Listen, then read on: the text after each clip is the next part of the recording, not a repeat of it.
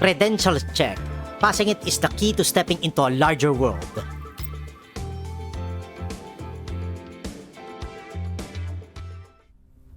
The truck seems to have stopped.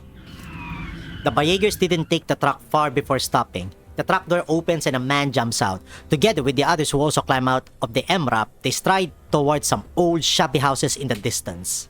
As they leave, Sakura quietly pokes her head out from under the truck.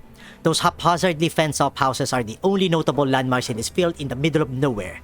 And now, the truck is parked right at the center of it all. Senpai? Senpai? What is this place? Good morning, Baka Sakura. I thought you straight up passed out from here. What? Which one of us is almost got spooked into rolling over? I was just observing the situation. Another word I'll draw off without you. We're about 80 kilometers away from our original destination. Nothing noteworthy on the map either. It's probably an uninhabited zone. This place does look quite small. No prominent structures in sight, let alone any residents. My guess is that the Bayagers are using this place as a temporary camp, likely far away from their actual base. That means we still have a chance. What chance? Wait, you are not planning to escape using just that gun of yours and a handful of bullets, are you? Of course not. I will need more firepower. We have trained for this back at Griffin. On-site weapon procurement. Since they got their own weapons, they must have an ammunition depot nearby.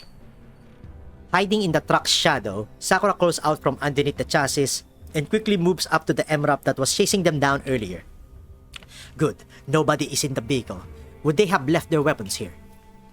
Taking advantage of the Bayagers' carelessness, Sakura carefully opens a door and peers inside. Nothing. Either they're used to carrying their weapons with them or they are poorly equipped from the beginning. No signs of other potential storage places either. The only place that's left is inside that building. But how can I bypass the people inside? Easy. Just let me draw their attention. Remember, even a T-Dal like you got freaked out when a truck suddenly started talking. Wait. That's genius. But you might be putting yourself in danger by doing that, senpai. How many couriers do you think I pranked already? Go hide somewhere, then leave the rest to me. Show me some of that courage you used to confront those thugs in the back alley. Show me what you T-Dals are made of. Show me why that commander of yours and Griffin matters so much to you. And don't forget to give it all of you got. You don't want to end up as a scrap metal either, right? I see. As expected of senpai, you are truly dependable. Then I'll leave it to you. Boss, what do we do with this truck? Unload the goods and sell it off? Hold on, the client only told us to dock it, not what to do with it afterward. Let's just call up Mulney and make them pay a ransom. Tell them if they refuse, we'll just dock every one of their trucks we come across in the future. Why settle for one payment when you can make it every single time? It's their fault that their business grew so big and started attracting jealous competitors. Otherwise, nobody would hire us to fuck with them. We'll show them who's the real boss of the contamination zones if they want to keep doing business here. Wow, impressive as always, boss. You really... Alarm! Warehouse truck number 262 is under attack. Relevant footage has been uploaded. The fuck? What's going on outside?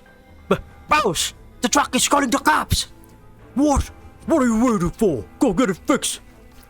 Everyone inside the building rushes out, leaving no one to take note when a small figure sneaks into the building. What's all this fuss about? It's just a stupid truck bearing its horns. Just shut it off! You all got scared by a little noise? But boss, what if the cops really show up? Bullshit! No way that alarm signal can reach anything from the Middle Pacific like this! Who says it can't? Everyone stops their heads around and spots... Oh my god, wait! Girls following music, yes! GFL1 baby! And spots Sakura standing at the doorway with weapon in hand, magazine strapped all over her body, and a resolute expression behind the trigger. Molnia Express Courier former Griffin Tactical Doll Sakura enters. Because I don't know what she said next. Okay. Whoa. Alright, go wild, burn team. You guys got this. You don't need my help.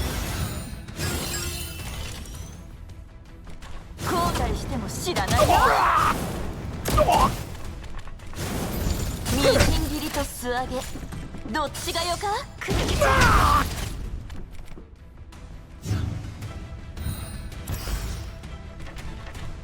うなんで遅い逃げられるけどイエーイ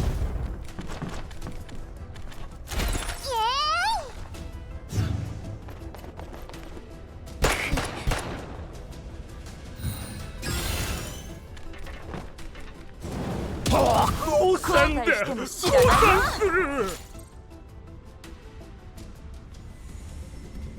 Sakura uses the building as cover and continues fighting the Byaegers outside. Several Byaegers lie dead on the ground already, and the remaining ones are putting up less of a fight. Their ammo is clearly running out. Senpai! Senpai! Are you okay? Don't tell me they really got you. Pardon me, it's one thing for those stupid jerks to get duped, but you two? I'm just making sure. They're running out of ammo, but they might also have backup on its way. We cannot hang around much longer. Senpai, are you ready to break out of here? I've been waiting for you to say that. The truck parked in the middle of the open ground suddenly springs back to life and drives forward, putting itself between Sakura and the remaining Byaegers. Sakura opens the door and climbs on board in one fell swoop. Before the Byaegers have time to react, the truck carrying Sakura and all the intact packages has already vanished into the horizon. What the? NPC? And you still manage to deliver all the supplies on time after everything you've gone through. You have done great. That must have been really tough. No, I simply fulfilled my responsibilities. Being able to aid the Great Wall Railway garrison and help advance the purification project is an honor for Molnia Express. Thanks to the 18 techniques for sincere communication and the company slogans she memorized by heart, Sakura is no longer as timid as she used to be when conversing with new clients. Rather, she's even getting the hang of it. The project's progress really can't do without companies like yours. You're heading back to the satellite city now. City now? The Byaegers are quite active around this region. I'll send a few troops to escort you back. It's safer that way. Only if it's not too much trouble. Thank you so much. Under the sunset, the convoy traces a path through the yellow sands, with Sakura and her truck senpai safely kept in the middle. Sitting on her seat, she begins checking the damage the vehicle had suffered. Both rear view mirrors are gone, 3 bullet holes on the left side and 2 on the right, and the cargo door completely wrecked from when I rushed out to pick you up. I'm sorry, senpai. I'll get you fixed in no time once we're back.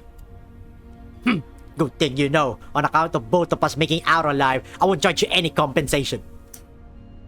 But you'll have to fix me up immediately once we get back. Absolutely. Luckily, none of the damage affected automotive functions and the tires are all fine. I still cannot believe we actually escaped, with all the packages intact too. Phew, good thing I didn't actually give up. Come to think of it, it was like this back then as well. Oh? AMFR RFB. Oh, that's a callback. No good. I cannot establish any stable connection at all. We cannot receive any of the commander's orders. Even without direct orders, I memorized all our routine training sessions in the commander's teachings. Now is exactly the time the commander needs us to prove ourselves. We cannot just sit around waiting for orders. Based on the current situation and records of the commander's orders, there's a 74.18% chance he would order a decisive head-on assault. Let's use our stealth to our advantage and catch them by surprise. AMRFD, I'm counting on you to have my back. Got it. I guess relying on the commander inside your head when the real commander isn't available is not the worst idea. Commander, finally I got a hold of you. Sorry, I just entered an area where the signals were jammed and couldn't receive anything. Are you girls okay? Yes, we are. Thanks to Sakura leading the charge, we managed to escape. I cannot imagine what would have happened if we stayed put like usual and waited for orders before doing anything. I see. So it's all thanks to Sakura's quick thinking then. Sometimes victory favors those who take initiative and not those who rely solely on others. Rather than hesitating or waiting for everything to land in your lap, have faith in the opportunity before your eyes and hold the courage to seize said opportunity despite its risk. These are the qualities expected of a Griffin tactical doll. Well done, Sakura. Sakura fidgets with her terminal, the screen still displaying that message Commander sent her 10 years ago. Don't tell me you have held on to that offhand compliment for so many years. Maybe I should reconsider how I talk to you. It's not offhand at all. It was a compliment from the commander. And he even patted my head. Okay. I was so delighted when I received this message, and the commander was proud of my effort too. But now, just because the commander isn't around anymore, just because I stopped getting orders and applause for my efforts, I got lost to the point of contemplating ditching the packages. But then, I thought to myself, doesn't that betray the commander's expectations of me? How can I possibly ask for more compliments if we ever meet again? So you have been acting all sad and miserable lately just because this commander isn't with you anymore? Wait, so you have been following someone else's orders besides mine all this time? Of course, the commander is the one and only leader of us Griffin T-Dolls. That's our vow, but... Sakura stares blankly out the window, into the distance. The commander sacrificed everything for our freedom. So I don't want to betray that sacrifice. I want to prove that he's right. That even outside Griffin, dolls can find their own place, their own value. That's why I chose to work here. Whether it's managing inventories, delivering packages, or any other menial task, as long as I give it my best and get the job done, then I will be worthy of the commander's compliments when we meet again. A smile emerges on Sakura's face. What are you grinning about, Baka Sakura? Hehe, thank you, senpai. You sure you're okay? Why are you suddenly taking me? Hehe, because you reminded me what truly matters today. Otherwise, the commander will definitely be disappointed if he sees me in the same gloomy state I was in a few days back. Glad you got that sorted out. You'd better start making perfect deliveries from now on then. No more messing up. Only then you can call yourself a mature doll. The doll in the truck bicker and bante as they roll toward the satellite city, whose bright artificial lights have already drowned out the twilight. One can see that something in Sakura has changed in the following days.